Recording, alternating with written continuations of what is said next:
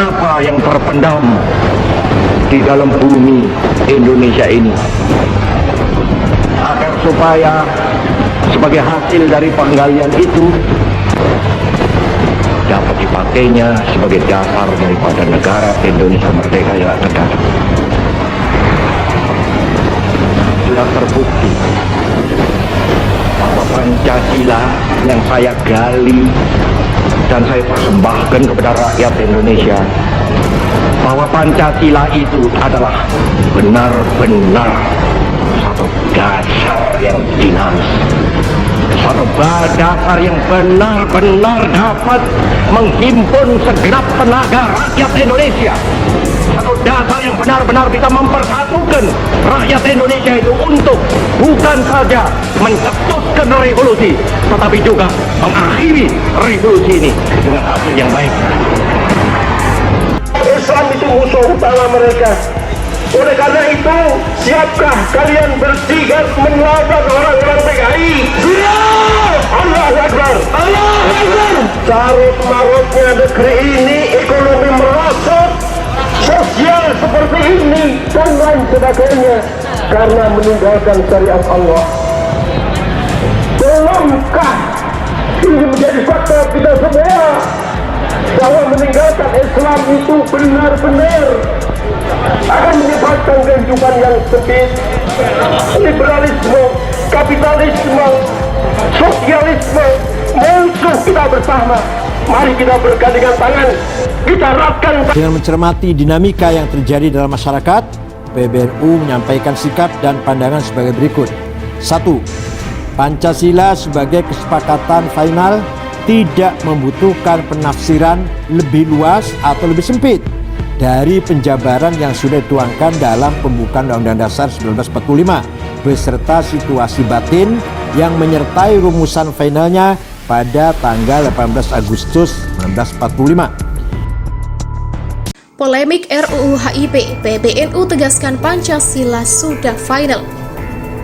Pengurus Besar Nahdlatul Ulama atau PBNU menyatakan bahwa segala ikhtiar untuk mengawal, melestarikan, dan mempertahankan Pancasila sebagai falsafah bangsa, dasar negara, dan konsensus nasional patut didukung dan diapresiasi di tengah ancaman ideologi transnasionalisme yang merapuhkan sendi-sendi keutuhan bangsa dan persatuan nasional.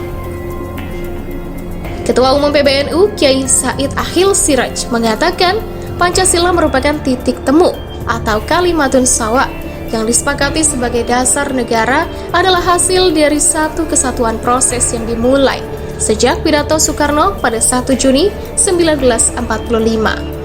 Rumusan Piagam Jakarta 22 Juni 1945 yang dihasilkan oleh Tim 9 dan rumusan final yang disahkan oleh PPKI pada 18 Agustus 1945. Secara historis, Pancasila sebagai dasar dan falsafah negara yang disahkan pada 18 Agustus 1945 adalah hasil dari moderasi aspirasi Islam dan kebangsaan.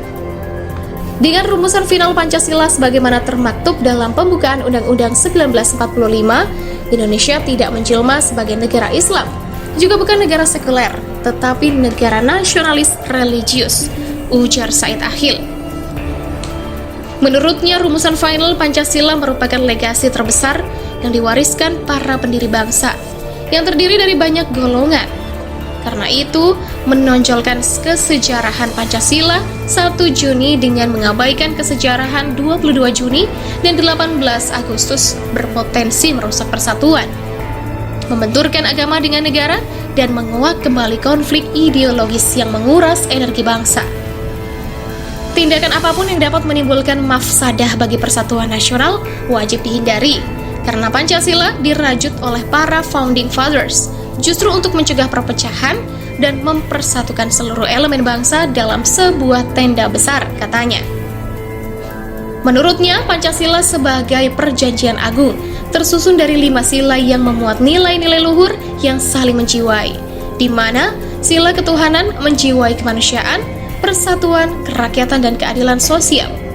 Kesatuan nilai-nilai Pancasila yang saling menjiwai itu tidak bisa diperas lagi menjadi trisila atau ekasila.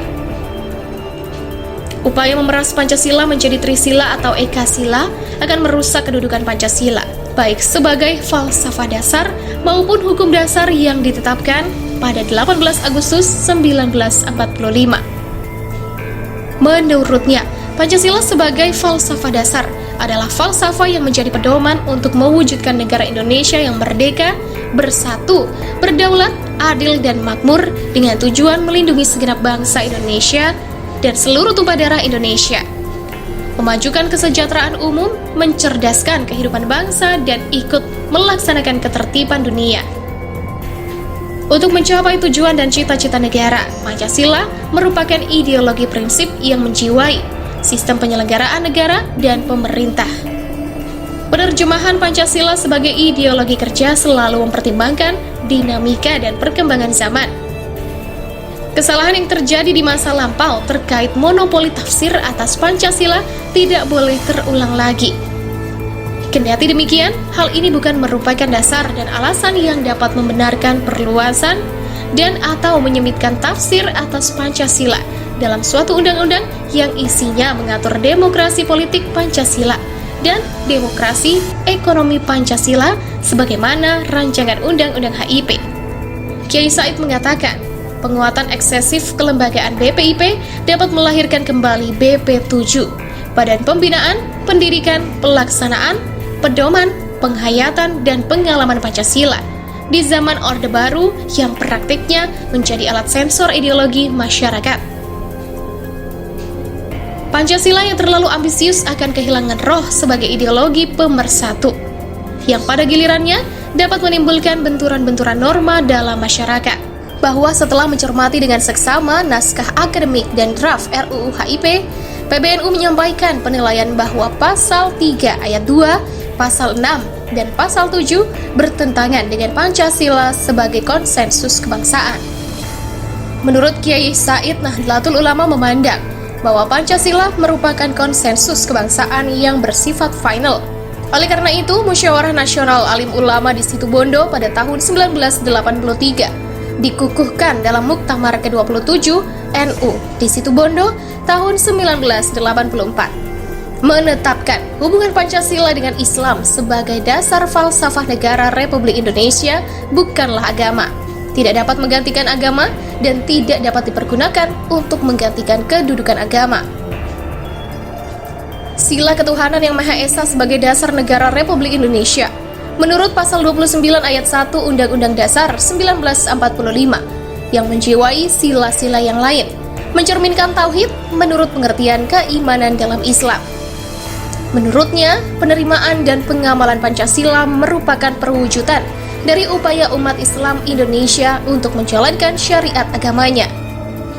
Sebagai konsekuensi dari sikap di atas, Nahdlatul Ulama berkewajiban mengamankan pengertian yang benar tentang Pancasila dan pengalamannya yang murni dan konsekuen oleh semua pihak.